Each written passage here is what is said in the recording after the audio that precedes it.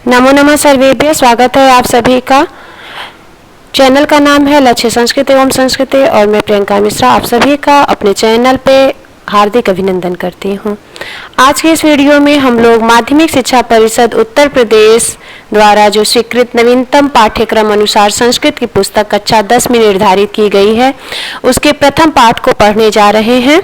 तो पहला पाठ है कवि कुलगुरु कालिदास। हम लोग कक्षा 10 की संस्कृत की पुस्तक का प्रथम पाठ पढ़ने जा रहे हैं। आप सभी इसको ध्यान से एक बार सुनेंगे और उसके बाद आप लोग स्वयं इसको दोहराने का प्रयत्न करेंगे तो मुझे आशा है कि आप लोगों को अक्षरशः इसका ज्ञान अवश्य हो जाएगा। कक्षा में पढ़ाते हुए मैंने महसूस किया है कि संस्कृत का उच्चारण करने में बच्चे बहुत असहज महसूस करते हैं, जबकि संस्कृत और हिंदी में कुछ विशेष अंतर नहीं है। केवल हमको अनुस्वार, विसर्ग, हलंत, अनुनासिक कुछ विशेष नियमों का ध्यान रखना पड़ता है तो हम उसको आसानी से उच्चारण कर सकते हैं। सबसे पहले तो छात्रों के लिए मेरा एक सुझाव है कि आप सबसे पहले उसको ध्यान से सुने। जब कोई भी शिक्षक या शिक्षिका आपको संस्कृत विषय पढ़ा रहा हो या उसका उच्चारण कर रहा हो तो सबसे पहले आप उसको ध्यान से सुने और किताब को भी साथ साथ में देखते रहे तो आपको आसानी से पता चल जाएगा कि कहाँ पे अनुनासिक वर्णों का उच्चारण किस तरह किया जाता है, विसर्ग वर्णों का उच्चारण किस तरह किया जाता है। तो बहुत से जो जरूरी समझने योग्य चीज़ें हैं आपको अपने आप ही यह क्लियर हो जाएंगी। तो हम लोग प्रथम पाठ पढ़ने जा रहे हैं। कक्षा 10 की संस्कृत की पुस्तक है और पाठ का नाम है कवि कुलगुरु कालिदास। तो कालिदास संस्कृत भाषा के एक महत्वपूर्ण कवि हैं और इनके विषय में जानना बहुत ही तो कालिदास संस्कृत भाषा के संस्कृत विषय के एक महत्वपूर्ण कवि हैं। इनके विषय में बहुत सी बातें कही गई हैं, कुछ किंवदंतियाँ भी प्रसिद्ध हैं इनके विषय में। तो कवि कुल गुरु कालिदास, इनको कवियों के कुल का गुरु कहा गया है, मतलब कि सर्वश्रेष्ठ कवि इनको माना जाता है। तो आज हम इन्हीं के विषय में पढ़ेंगे। इनकी एक तरह से यह जीवनी है, इनके जीवन परिचय है, इसमें इनकी रचनाओं इत्यादि के बारे में हम लोग जानेंगे। इनकी कुछ जो इनसे संबंधित किंवदंतियां हैं, कुछ कथाएं हैं, उनके विषय में जानेंगे। इनकी रचनाएं कितनी हैं, उनका वर्ण विषय क्या है, उसकी विषय वस्तु क्या है, और इन सभी बातों पे आज हम लोग जानेंगे। तो बहुत ही ध्यान से आप लोग इसको सुनिएगा। एक बार अगर समझ में नहीं आता है तो आप इसको दोबारा देखिए और मुझे आशा है कि पूर्णतः आपको इसका उच्चारण भी आ जाएगा और एक एक पंक्ति का अर्थ भी आप लोगों को पता चल जाएगा। तो चलिए शुरू करते हैं। सबसे पहले तो जो प्रस्तावना में दिया गया रहता है हिंदी में है तो उसको हम लोग देख लेते हैं। ये तो सभी के लिए बहुत आसान है, सभी पढ़ लेंगे, लेकिन जब संस्कृत वाला जो पैसेज आता है, जो पैराग्राफ आता है, तो वह पढ़ने में बच्चों को बहुत कठिनाई होती है। तो इसके लिए आप इसको बहुत ध्यान से सुनेंगे और उच्चारण पर ध्यान देंगे कि कहाँ कहाँ आप लोगों से गलती होती है, उसको सुधार करने का प्रयास करेंगे। तो देखिए, कवि कुलगुरु कालिदास, कवियों के कुल के गुरु अर्थात कवियों में जो श्रेष्ठ हैं, गुरु हैं, वह कालिदास हैं। महाकवि कालिदास संस्कृत कवियों में श्रेष्ठ हैं। उनके जन्म स्थान तथा काल के संबंध में अनेक मतांतर होने पर भी अधिकांश विद्वानों का मत है कि उन्हें विक्रमादित्य के सभारत्नों में आदर प्राप्त था। ऐसा माना जाता है कि चंद्रगुप्त द्वितीय को विक्रमादित्य की उपाधि प्राप्त थी, जिनका समय ईसा पूर्व माना जाता है। यह वही समय है जो कालिदास का है। कालिदास का जन्म स्थान उज्जैनी स्वीकार किया जाता है। उन्होंने रघुवंश और कुमार संभव नामक 2 महाकाव्य, मेघदूत और ऋतु संहार नामक 2 खंड काव्य तथा मालविकाग्निमित्रम, विक्रमोर्वशीयम और अभिज्ञान शाकुंतलम नामक 3 नाटकों की रचना की। कवि की सर्वश्रेष्ठ रचना अभिज्ञान शाकुंतलम है। इस विषय में प्रसिद्ध है काव्येषु नाटकम रम्या तत्र शकुंतला अर्थात काव्य जो है उन काव्यों में सबसे श्रेष्ठ रचना जो होता है, सबसे रमणीय, सबसे मनोहर, सबसे इंटरेस्टिंग जिसको आप लोग कह सकते हैं, वह नाटक होता है। साहित्य में, साहित्य के अंतर्गत आप बहुत सी चीज़ें देख सकते हैं, महाकाव्य, काव्य, नाटक, कथा, कहानी, बहुत सी चीज़ें हैं, लेकिन उनमें जो नाटक होता है वह सबसे ज़्यादा रमणीय होता है। और उन नाटकों में सबसे अधिक रमणीय अगर कोई है तो अभिज्ञान शाकुंतलम है। तो यह पंक्ति कालिदास के विषय में प्रसिद्ध है। तो यह हमारा प्रस्तावना था इस पाठ के विषय में। आगे अब चलते हैं, एक एक लाइन का हम लोग एक एक पंक्ति का उच्चारण करेंगे, उच्चारण के साथ साथ इसका अर्थ भी देखेंगे। तो बने रहिएगा पूरी वीडियो तक। इसके बाद हम लोग अंत में इसके प्रश्नोत्तर को भी सॉल्व करवाएंगे, उन पर भी हम लोग चर्चा करेंगे। तो चलिए तब शुरू करते हैं पाठ को। महाकवि कालिदास संस्कृत कवि नाम मुकुटमणि अस्ति। महाकवि कालिदास संस्कृत कवियों में मुकुटमणि के समान है। जैसे मुकुट में मणि श्रेष्ठ है, उसी प्रकार कवियों में कालिदास श्रेष्ठ है। संस्कृत भाषा के जितने भी कवि हैं उन सभी में अगर अग्रणी कवि देखा जाए तो सबसे श्रेष्ठ कवि महाकवि कालिदास आते हैं। न केवल भारत देशस्य अपितु समग्र विश्वस्य उत्कृष्ट कविषु स एकतमो अस्ति। वह केवल भारत देश के ही नहीं अपितु समग्र विश्व के उत्कृष्ट कवियों में एकतम है। अर्थात सभी भारत देश के ही नहीं अपितु पूरे विश्व के कवियों में वह एक हैं, यानी श्रेष्ठ हैं। तस्य अनवद्य कीर्ति कौमुदी देश देशांतरेषु प्रसृता अस्ति। उनकी अनिंदनीय कीर्ति रूपी चांदनी, अनवद्य मतलब होता है जिसकी कोई निंदा ना कर सके, कौमुदी मतलब होता है चांदनी। उनकी ऐसी अनिंदनीय यश रूपी कीर्ति पूरे देश देशांतर में फैली हुई है। भारत देशे जन्म लब्ध्वा स कवि कर्वी कर्मणा देववाणी अलंकुर्वाणः स न केवल भारतीय कवि अपितु विश्व कवि इति सर्वे आद्रियते। भारत देश में उन्होंने जन्म लिया और अपने कवि कर्म से देववाणी को अलंकृत किया। वह न केवल भारतीय कवि अपितु विश्व कवियों के द्वारा भी आदर प्राप्त करते हैं। केवल भारतीय कवि ही उनकी प्रशंसा नहीं करते हैं, बल्कि विश्व के सभी कवि उनका आदर करते हैं। उन्होंने भारत देश में जन्म लिया और अपने कवि कर्म के द्वारा देववाणी, देववाणी किसको कहते हैं, संस्कृत भाषा को उन्होंने अलंकृत किया। और उनकी प्रशंसा केवल भारत के ही कवि नहीं अपितु विश्व के कवि भी करते हैं। वाग् देवता भरणभूतस्य प्रथित यश कालिदासस्य जन्म कस्मिन् प्रदेशे काले कुले च अभवत् किंचासीत तज्जन्म वृत्तम् इति सर्वम् अधुनाम अपि विवाद कोटि नातिक्रमति। उन्होंने वाग् देवता भरणभूत, वाग् देवता के आभरण के रूप में, मतलब वाणी, जो वाग् देवता मतलब वाणी के आभरण हो करके, वाणी का वह अलंकार हो गए। प्रथित यशसः, प्रसिद्ध यश वाले कालिदास ने कस्मिन् देशे जन्म लिया, किस देश में जन्म लिया। काले कुले च अभवत्, किस कुल में हुए, किस काल में हुए। किंचासीत, कहाँ पे हुए थे। उनका जन्म वृत्तांत आज भी विवाद की कोटि को अतिक्रमण नहीं करता। अर्थात कालिदास ने किस प्रदेश में, किस काल में, किस कुल में जन्म लिया था, यह सब आज भी विवाद की स्थिति में आता है। इसका अतिक्रमण आज भी नहीं हो सका है कि वह कहाँ जन्म लिए, किस देश में, किस प्रदेश में, किस काल में, किस कुल में, यह सब आज भी विवाद के रूप में बना हुआ है।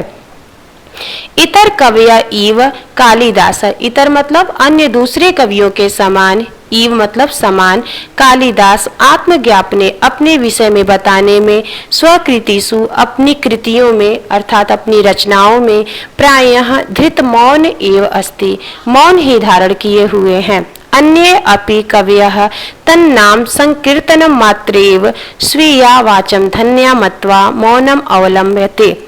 अन्य दूसरे कवि भी उनका नाम ही लेकर के अपनी वाणी को धन्य मान लेते हैं और मौन स्वीकार कर लेते हैं। अर्थात अन्य जो दूसरे कवि हैं वह भी यह नहीं बताते हैं कि वह कहाँ के थे, किस कुल में हुए।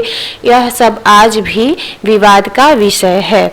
बहुत लोग उन्हें अपने अपने देशों का बताते हैं, अपने कुल का बताते हैं, लेकिन पूरी तरह से आज भी यह साफ नहीं हुआ है कि कालिदास कहाँ के थे, किस काल के थे, किस समय के थे, किस कुल के थे। तथापि अंतर्बहि साक्ष्यम अनुसृत्य, तथापि मतलब फिर भी आंतरिक और बाह्य साक्ष्यों के अनुसार, कुछ सबूतों, कुछ साक्ष्यों के अनुसार समीक्षक लोग कवि परिचयम, कवि का परिचय यावत सक्यम प्रस्तुत, जितनी उनकी शक्ति है उस हिसाब से वह लोग प्रस्तुत करते हैं। फिर भी कुछ लोग आंतरिक और बाह्य साक्ष्यों के अनुसार, कुछ समीक्षक लोग कालिदास का परिचय अपनी शक्ति अनुसार प्रस्तुत करने का प्रयास करते हैं।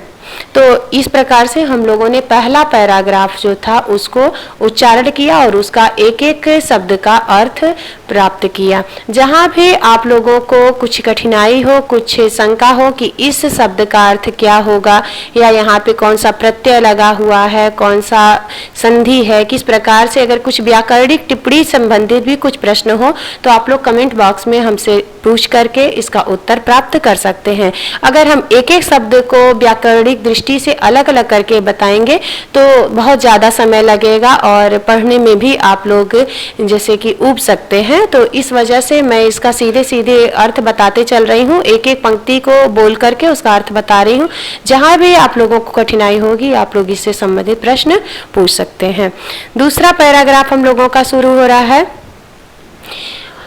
एका जनश्रुति अति प्रसिद्धा अस्ति यया, एक जन श्रुति, एक जन कथा के अनुसार अति प्रसिद्ध है यया, जिसके द्वारा कालिदास विक्रमादित्य से सभारत्नेषु मुख्यतम इति ख्यापितः। एक जन श्रुति अति प्रसिद्ध है जिसके द्वारा कालिदास विक्रमादित्य के सभारत्नों में मुख्यतः बताए जाते हैं। परंतु अत्र अपरा विडंबना समुपद्यते, किंतु यहाँ भी दूसरी ही विडंबना प्रस्तुत हो जाती है। विक्रमादित्यस्यापि स्थिति कालम सुतरा स्पष्टो न अस्ति, विक्रमादित्य का भी स्थिति काल जो है वह बिल्कुल स्पष्ट नहीं है। केचित मन्यते, कुछ लोग मानते हैं, यत कि विक्रमादित्य उपाधि धारणो, विक्रमादित्य की उपाधि धारण करने वाले द्वितीय चंद्रगुप्त का समकालिक था। यह कवि चंद्रगुप्त द्वितीय जो थे उन्हीं ने विक्रमादित्य की उपाधि धारण की थी और यह कवि जो कालिदास है वह इसी के समकाल में थे, अर्थात इन्हीं के काल के थे।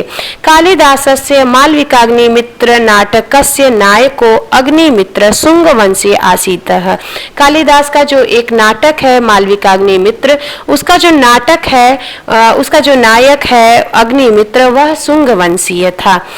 स एव विक्रमादित्य उपाधि धृतवान, उसने भी विक्रमादित्य की उपाधि धारण की थी। यस्य सभारत्नेषु कालिदास आसीत, जिसके सभारत्नों में कालिदास थे। अर्थात यहाँ भी दो प्रश्न आ जाते हैं, दो तरह की मान्यताएं आ जाती हैं कि विक्रमादित्य जो थे, कुछ लोग कहते हैं चंद्रगुप्त द्वितीय को विक्रमादित्य की उपाधि प्राप्त थी और कालिदास उनके समकालीन थे। कुछ लोग कहते हैं जो मालविकाग्निमित्रम का जो नाटक का जो नायक है अग्निमित्र वह शुंगवंशीय था और उसको विक्रमादित्य की उपाधि प्राप्त थी, वह उसके समकालीन थे। तो इस तरह से भी बहुत बहुत से विवाद स्पष्ट हो जाते हैं। और जो अग्निमित्र का काल था वह बताते हैं, तस्य राज्य स्थिति काल खिष्टा शब्दात प्राग आसीत, उनका जो ईसा पूर्व काल था, अग्निमित्र का जो काल था वह ईसा पूर्व माना जाता है। स एव स्थिति काल कवे अपि सिद्ध्यते, और वही जो स्थिति काल है वह इन कवि का भी सिद्ध होता है। तो कवि कालिदासस्य जन्म स्थान विषये अपि नैक मतम अस्ति, कवि कालिदास के जन्म और उनके स्थान के विषय में एक मत नहीं प्राप्त होता है। एतावान कवि अस्य महिमा अस्ति यत, यह तो केवल इन कवि की महिमा है कि सर्वे एव स्वदेशीय साधितुम तत्परा भवन्ति, कि सभी लोग उनको अपने अपने देश का बनाने के लिए तत्पर रहते हैं। मतलब ये कवि की इतनी महिमा है, इतना यश है, इतनी कीर्ति है कि सभी लोग उनको अपने समय का, अपने काल का, अपने स्थान का बताने का प्रयास करते रहते हैं। कश्मीर वासी विद्वांस कश्मीरोद्भवम तम मन्यते, जो कश्मीर वासी विद्वान है वह उनको कश्मीर में उत्पन्न हुआ मानते हैं।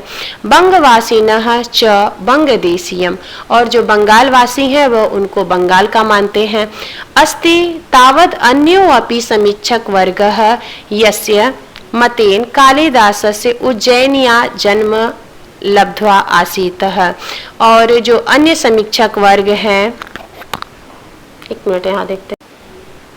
तो यहाँ से हम लोग देख रहे थे कि सभी लोग उनको अपने अपने देश का बनाने के लिए तत्पर रहते हैं।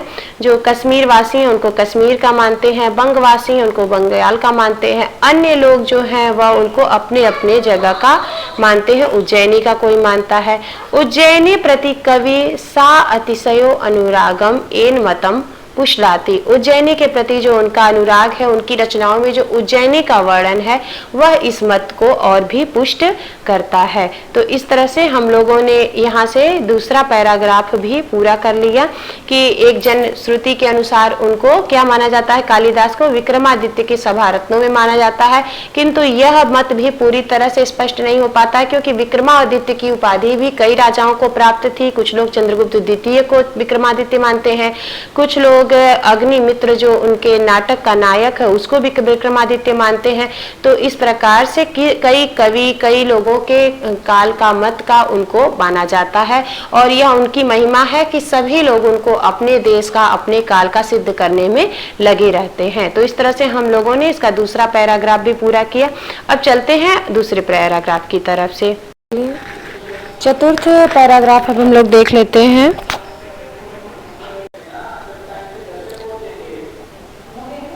देश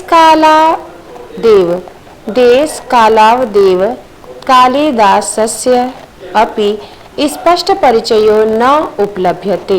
यहाँ पे संधि करके दिया हुआ है, अगर आप लोग अलग अलग करके पढ़ेंगे तो उसका अर्थ अच्छे से निकल जाएगा। देश काल आदि के बारे में कालिदास के स्पष्ट परिचय तो उपलब्ध नहीं होता है। देश काल आदि के विषय में कालिदास का स्पष्ट परिचय उपलब्ध नहीं होता है, किंतु तस्य कृतिषु वर्ण आश्रम धर्म व्यवस्थाया यथा तथ्येन प्रतिपादनेन एतत् अनुमीयते यत्। किंतु तस्य कृतिषु, उनकी कृतियों में, कृतियों मतलब उनकी रचनाओं में जिनका वर्णन उन्होंने किया है, उसमें वर्ण आश्रम और धर्म व्यवस्था का जिस प्रकार यथा तथ्य उन्होंने प्रतिपादन किया है, उससे यह अनुमान किया जाता है कि तस्य जन्म विप्र कुले अभवत, कि उनका जन्म किसी ब्राह्मण कुल में हुआ था। विप्र अर्थात ब्राह्मण। भावनया सह शिव अनुरक्ता च आसीत, और भावना से वह शिव के अनुरक्त थे, अर्थात वह शैव संप्रदाय से प्रभावित थे। तथापि फिर भी तस्य धर्म भावनाया मनाग अपि संक्रीडता न आसीत। तस्य, तथापि मतलब फिर भी, तस्य मतलब उनकी धर्म भावना या धर्म भावना में मनागपि मतलब जरा भी संकीर्णता नहीं है।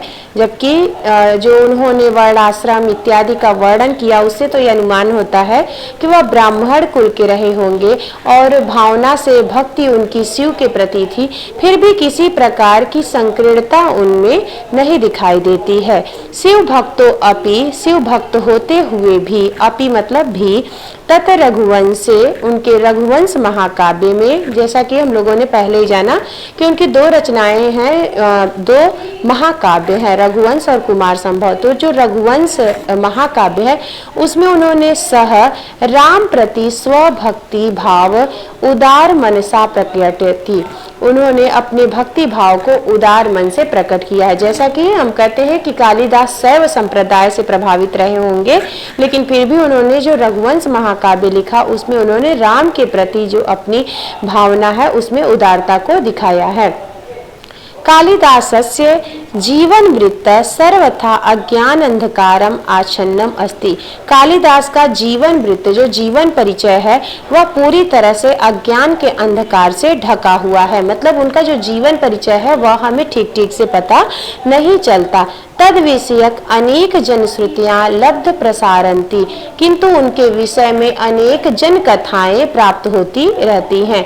किंतु ताह सर्वा ईर्ष्या कलुष कलिशयितानां चित्तानां कल्पना प्ररोहा एव अतएव सर्वथा चिंतया संति।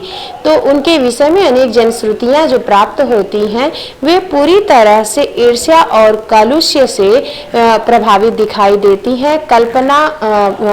का प्रारोह है उसमें मतलब कल्पना प्रधान ही है। अतएव सर्वथा चिंत्याः सन्ति, अतः इस तरह से सोचना चाहिए। उनके विषय में कहा जाता है कि कालिदास महामूर्ख थे। इस प्रकार की जनश्रुतियां प्रसिद्ध जो हैं कि वो महामूर्ख थे। तो ऐसा महामूर्ख व्यक्ति इतने महाकाव्यों के, इतने काव्यों के, इतने नाटकों की इस तरह से रचना कर पाएगा, यह पूरी तरह से सोचने योग्य है कि क्या ऐसा संभव है कि जो इतना मूर्ख इंसान है वह इतने बड़े काव्यों का रचयिता या ग्रंथकर्ता कैसे हो सकता है। तो यह चीजें हमको इस पैराग्राफ में, इस पैसेज में देखने को मिला। चलिए आगे देखते हैं। अब यहाँ से देखते हैं 5वां पैराग्राफ है। कालिदासस्य नवोन्मेषशालिन्या प्रज्ञाया उन्मीलनम तस्य कृतिषु नास्तीति कस्यचित् सुधियः परोक्षम। कालिदास की नव उन्मेषशालिना, नए नए कल्पनाओं वाली जो बुद्धि है, जो प्रज्ञा है, उसका उन्मीलन, उसका प्रसार उनकी कृतियों में किसी भी विद्वान से छुपा हुआ नहीं है। जो उनकी जो कल्पना शक्ति है काव्य करने की, वह किसी भी विद्वान से छुपी हुई नहीं है। संस्कृत काव्य से विविधेषु प्रमुख प्रकारेषु कौशल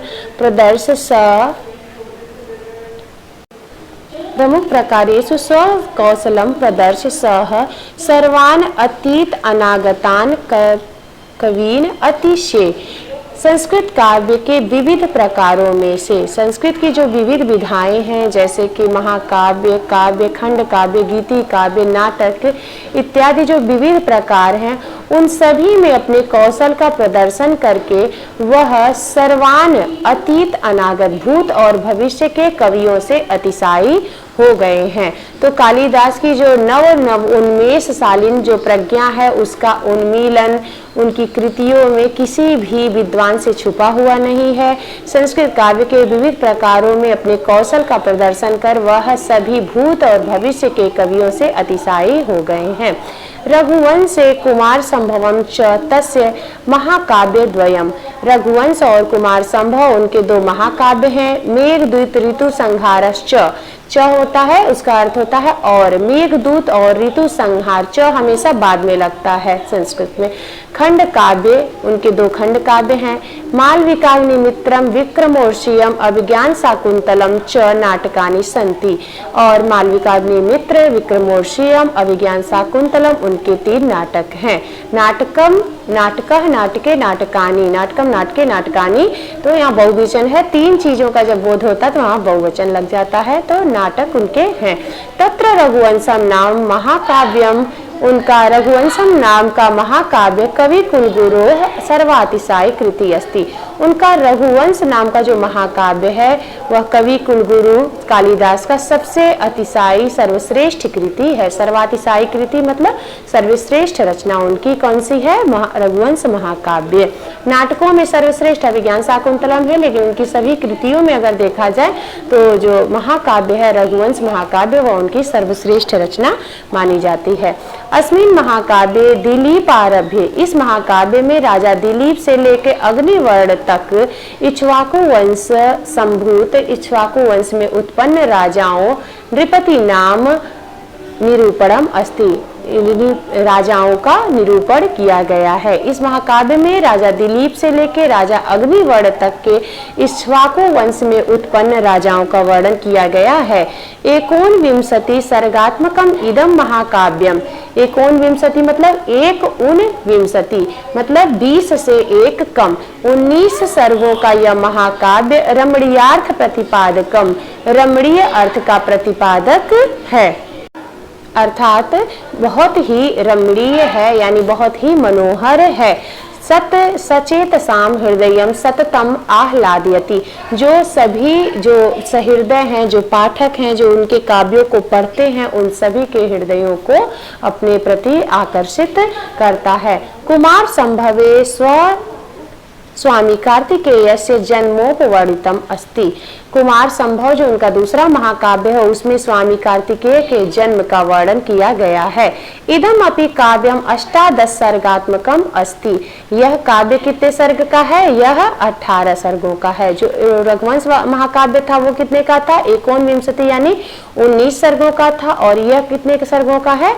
18 सर्गों का। केचन समीक्षका 8 सर्गम पर्यंतम एव काव्यम इदम कालिदासम प्रणीतम इति मन्यते। तो कुछ जो समीक्षक हैं वो क्या मानते हैं कि यह जो कालिदास की यह रचना है, कौन सी रचना? कुमार संभव, यह 8 सर्गों तक ही केवल कालिदास की रचना मानी जाती है। 8 सर्गों तक ही कालिदास की रचना मानी जाती है। मेघदूत जो उनका खंड काव्य है उसमें यक्ष यक्षिणियों, यक्ष और यक्षिणी का जो वियोग आश्रित वियोग और विप्रलम्भ यानी वियोग श्रृंगार का पूर्ण परिपाक दिखाई देता है। जो उनकी मेघदूत नामक रचना है उसमें एक यक्ष और एक यक्षिणी है जिसके वियोग का वर्णन, वियोग श्रृंगार का वर्णन उसमें किया गया है। ऋतु संहारे और ऋतु संहार नामक जो उनका गीति काव्य है उसमें 6 ऋतु नाम वर्णनम अस्ति। 6 ऋतुओं का वर्णन है। 6 ऋतुएं जो हमारे हेमंत, शिशिर इत्यादि जानी जाती हैं उन 6 ऋतुओं का वर्णन है। मालविकाग्नि मित्र नामक नाटके अग्निमित्रस्य मालविकायश्च प्रेमाख्यानम अस्ति। और जो उनका मालविकाग्नि मित्र नाटक जो है वह प्रेम आख्यान है। किसका? मालविका और अग्निमित्र नामक राजा और उसकी प्रेमिका का उसमें प्रेमाख्यान है। पंचात्मके विक्रमोर्षिये पूर्वसः उर्वश्याश्च प्रेम कथा वर्णितः। और 5 अंकों वाले विक्रमोर्षियम नामक जो नाटक है उसमें पुरुरवा और उर्वशी की प्रेम कथा का वर्णन किया गया है। तो उनके जो 2 नाटक बताए, मालविकाग्नि मित्र में अग्निमित्र और मालविका की प्रेम कहानी है, विक्रमोर्षियम में पुरुरवा और उर्वशी की प्रेम कथा है। और जो उनका तीसरा नाटक है अभिज्ञान शाकुंतलम स्वनाम धन्य अस्य, अपने नाम से ही जो धन्य है यह नाटक, अस्य कवि सर्वश्रेष्ठ नाट्य कृति अस्ति। इस कवि की सर्वश्रेष्ठ नाट्य कृति है, यानी कि नाट्य रचनाओं में सर्वश्रेष्ठ नाट्य रचना कौन है? अभिज्ञान शाकुंतलम है। नाटके अस्मिन् सप्तांका सन्ति। इस नाटक में 7 अंक हैं। मतलब जैसे पार्ट होते हैं नाटकों में, अंक होते हैं, तो 7 अंकों वाला यह नाटक है। मेनकाया उज्जीतया प्रसीतो उज्जीतया, मेनका के द्वारा उत्पन्न की हुई और छोड़ी हुई।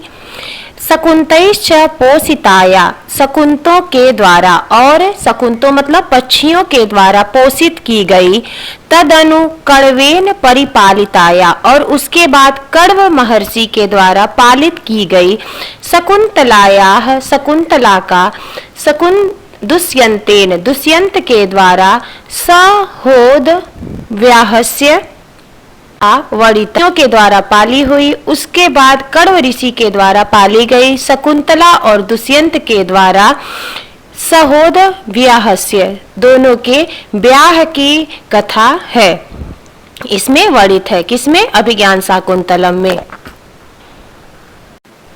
शाकुंतल विषय प्रथितै सा भणिति। शकुंतला के विषय में प्रसिद्ध है और कहा गया है। अर्थात शाकुंतल जो यह नाटक है उसके विषय में प्रसिद्ध है। प्रथित एसाम भणिति, प्रसिद्ध रूप में कहा गया है कि काव्येषु नाटकम रम्यम तत्र रम्या शकुंतला। जैसा कि हम लोगों ने प्रस्तावना में अभी पढ़ा है भूमिका में कि जो काव्य होता है, कवि जो भी करता है, जो लिखता है, जो लोगों तक फैलाता है, पहुंचाता है, उसको हम काव्य कहते हैं। और कवि के कर्म में जो सर्वश्रेष्ठ कृति है वह नाटक है। और क्योंकि नाटक बहुत रमणीय होता है, उसमें व्यक्ति जो है वह अपने आप उसमें रम जाता है, उसमें बिल्कुल आकर्षित हो जाता है, तो नाटक सबसे रमणीय होता है। और उन नाटकों में भी जो शकुंतल नामक नाटक है, जो अभिज्ञान शाकुंतल नामक नाटक है, वह सबसे अधिक रमणीय है। तो ऐसा हम लोगों ने पहले भी पढ़ा प्रस्तावना में, और यहाँ पे इस पैराग्राफ में भी, इस जो पैसेज है यहाँ पे भी यह बताया गया है। एतन् नाटकं प्राच्य पौरस्त्यै समीक्षकै बहु प्रशंसितम्। यह एतन् नाटकम, यह नाटक प्राच्य और पौरस्त्य, जो प्राच्य और पाश्चात्य जितने भी पूर्व और पश्चिम के विद्वान हैं सभी के द्वारा, सभी समीक्षकों के द्वारा बहुत प्रशंसित किया गया है। वस्तुतः कालिदास मूर्धन्य भारतीय कवि हैं। जो कालिदास हैं वह कैसे कवि हैं? वह एक श्रेष्ठ, मूर्धन्य मतलब उच्च कोटि के कवि हैं। मेघे, हाँ यहाँ पे हम लोग थे कि किसके मन को आकर्षित नहीं कर लेती है।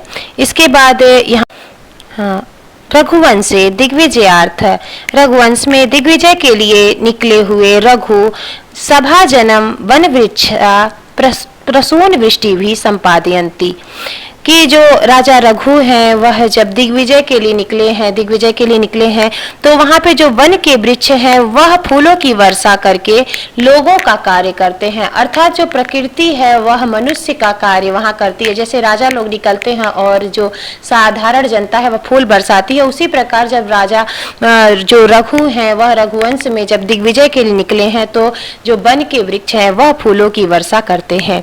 मेघे विरहोत्कंठितस्य, मेघ में जो मेघदूत है उसमें विरह से जो दुखी है यक्ष की प्रेम विह्वलता का अद्वितीय सृष्टि परिलक्षित है। प्रेम विह्वलता की अद्वितीय सृष्टि ही दिखाई देती है। जो मेघ दूत नाटक है उसमें जो विरही यक्ष है उसके जो दुख है, उसकी जो व्याकुलता है उस वह अलग ही बिल्कुल दिखाई देती है। तत्र बाह्यांतो प्रकृत मर्म स्पर्श वर्णनम अस्ति, वहाँ आंतरिक और बाह्य प्रकृति का मर्म स्पर्शी वर्णन हमको देखने को मिलता है। कवि दृष्टया मेघ धूम ज्योति सलिल मरुताम, कवि की दृष्टि से मेघ धूम ज्योति सलिल और मरुताम सन्निपातम न भूत्वा एकः संवेदनशीलः मानवोपमः प्राणी अस्ति। कवि की दृष्टि में जो मेघ है, मेघदूत में जो मेघ है, जो बादल है, वह केवल बादल नहीं हो करके वह केवल धूम ज्योति पानी और आग का सन्निपात न हो करके एक संवेदनशील मानव के समान प्राणी है। वह रामगिरी से लेकर यावत कस्यापि सन्निधे लभ्यते तस्मै हर्षोल्लासम विरति, वह रामगिरी से उड़ करके जहाँ जहाँ भी जिसके पास जाता है उसको प्रसन्नता और उल्लास प्रदान करता है। शाकुंतल नाटक के पति गृह गमन काले, शाकुंतल नाटक में पति गृह जाते हुए आश्रम पादपा स्वभगिन्या, आश्रम के जो पौधे हैं वह अपनी भगिनी यानी अपनी बहन शकुंतला को आभूषण प्रदान करते हैं। हरिरार्भकः तस्य मार्गावरोधकं कृत्वा स्वकीयं निश्चलं प्रेम प्रकटयति। हरिर जो है वह भी अब उसके जो शकुंतला के मार्ग को रोक करके अपने निश्चल प्रेम को प्रकट करता है। एवमेव नद्यः प्रेयस्य इव आचरन्ति, इसी प्रकार नदियां भी प्रेयसी के समान आचरण करती हैं। सूर्य अरुणोदय वेलायाम स्वप्रियतमायां नलिन्यां तुषार बिंदु रूपाणी अश्रूणी स्वकरई परिमृजति, अर्थात वहाँ जो सूर्य है वह अरुण उदय की वेला में अपनी प्रियतमा नलिनी के जो ऊपर तुषार बिंदु रूपी जो तुषार की बूंदें गिरी हुई हैं, जो ओस की बूंदें गिरी हैं, वह अश्रु के समान है और उन अश्रुओं को अपने हाथों से पोंछता है। अर्थात सूर्य अपनी किरणों से जब तुषार की बूंदों को सुखाता है तो ऐसा वर्णन महसूस होता है, ऐसा प्रतीत होता है कि मानो क्या हो रहा है, सूर्य अपने हाथों से उसके जो आंसू है उनको पोंछ रहा हो। कालिदास काव्येषु अंगिरस श्रृंगारो अस्ति, कालिदास के काव्यों में अंगिरस श्रृंगार है। तस्य पुष्टि है, और उसकी पुष्टि के लिए करुण आदि अन्य रस जो है वह भी अंगभूत है, वह अंग के रूप में है। रसानुरूपम क्वचित प्रसाद क्वचित माधुर्य तस्य काव्योत्कर्षम सहायकम कुरुत, रस के अनुरूप कहीं प्रसाद गुण कहीं माधुर्य गुण काव्य के उत्कर्ष में सहायता करते हैं। वैदर्भी रीति कालिदासस्य वाग्यवसेव सर्वत्र अनुवर्तते, और जो कालिदास की रीति है वह वैदर्भी रीति है, वह कालिदास के वश में होकर सर्वत्र उनका अनुवर्तन करती है। अलंकार योजना कालिदास अद्वितीय, अलंकार योजना में कालिदास अद्वितीय हैं। तो यहाँ पे पूरा जो काव्य सौंदर्य है वह इस पैराग्राफ में बताया गया है कि उनका जो अंगिरस क्या है, श्रृंगार रस के कवि हैं, अन्य रस जो हैं उनको भी उन्होंने लिया है, और उनके काव्य में प्रसाद गुण, माधुर्य गुण, ओज गुण, तीनों गुण दिखाई देते हैं। उनकी जो लिखने की रीति है, जो ढंग है, वह वैतरवी रीति है। अलंकार योजना में भी वह अद्वितीय है।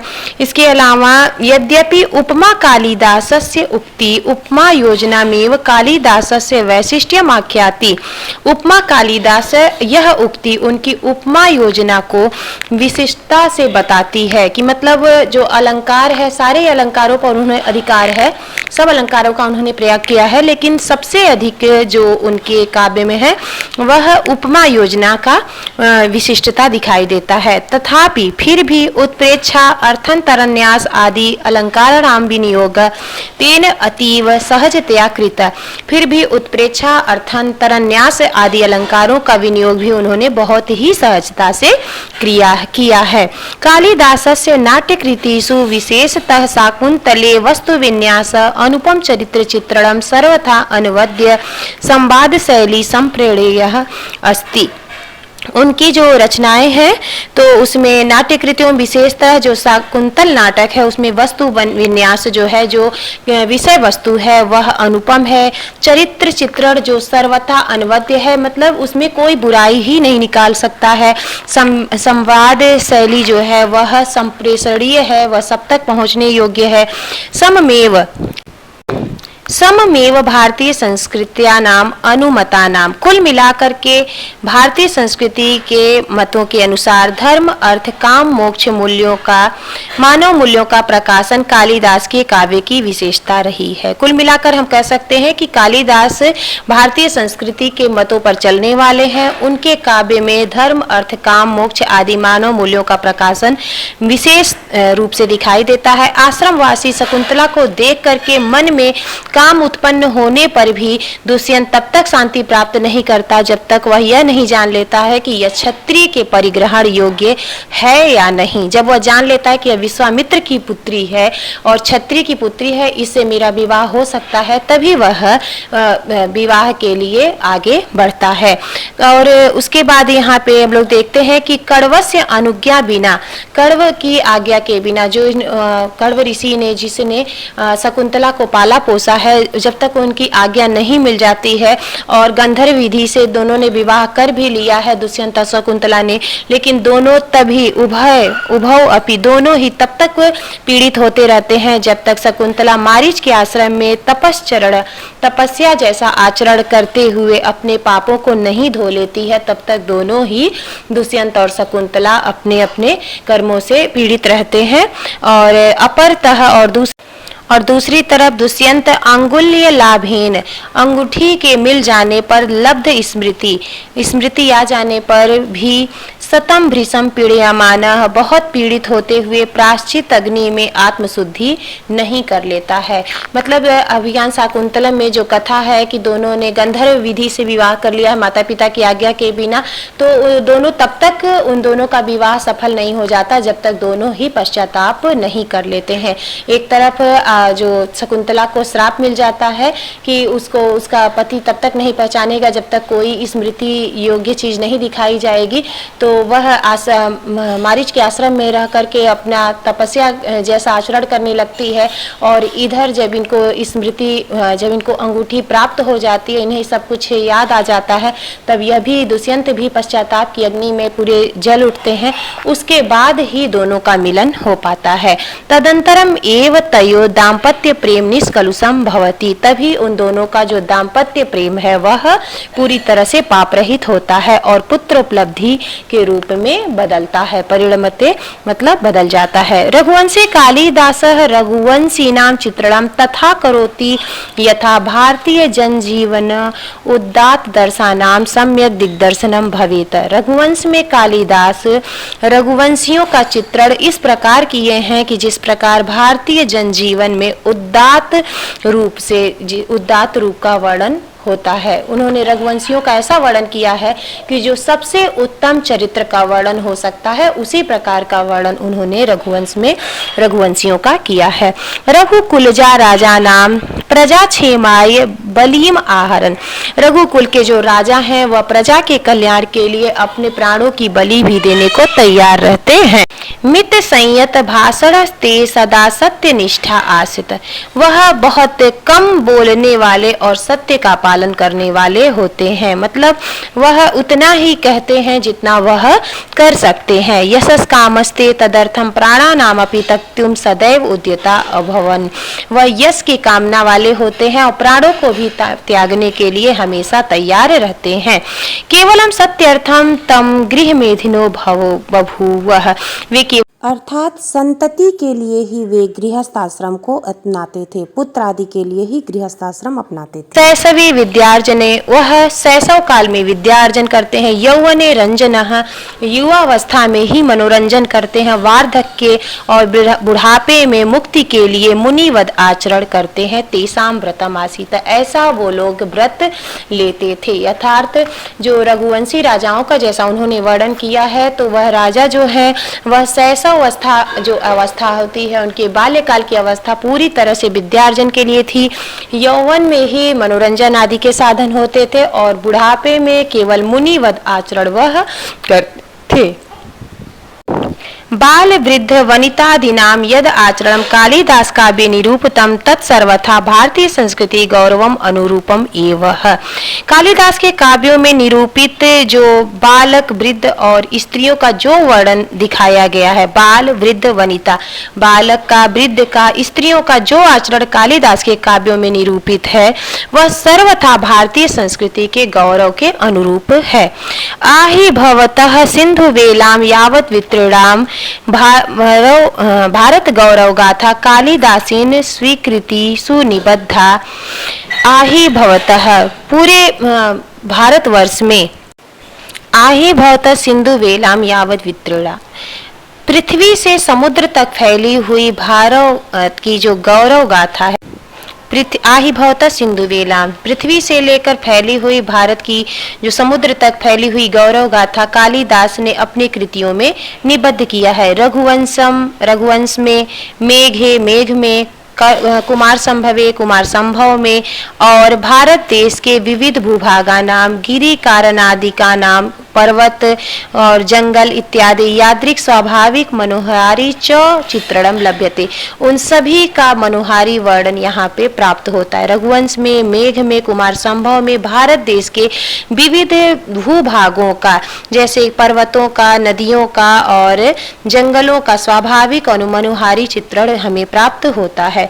स्वसच्चक्षुषा अनवलोक्य, अपने आंखों से न देखते हुए भी हम उसको देख सकते हैं, ऐसा वर्णन उन्होंने किया है कि हम बिना देखे भी उसका दर्शन कर सकते हैं। तथाविध तस्य, इस प्रकार उनका देश प्रेम तस्य काव्य उत्कर्षम समुद्र दृढ़यति, उनका जो देश प्रेम है उनके काव्य उत्कर्ष को और भी बढ़ा देता है। संतु तत्र अनल्पा संस्कृत कवियः, उनके जैसे बहुत कम ही संस्कृत कवि होंगे, संस्कृत कवियः। किंतु कस्यापि कालिदासेन साम्यः न अस्ति, किंतु किसी से भी सब कालिदास की समानता नहीं की जा सकती। बहुत कम ही कवि होंगे जो कालिदास के समानता को प्राप्त भी कर पाते होंगे, लेकिन उनकी पूरी तरह से समानता तो किसी से भी नहीं हो सकती। साधु उक्तम केनचित कालिदासान, साधु उक्तम केनचित कालिदास अनुरागिणा, किसी कालिदास के प्रेमी ने या किसी कालिदास के भक्त ने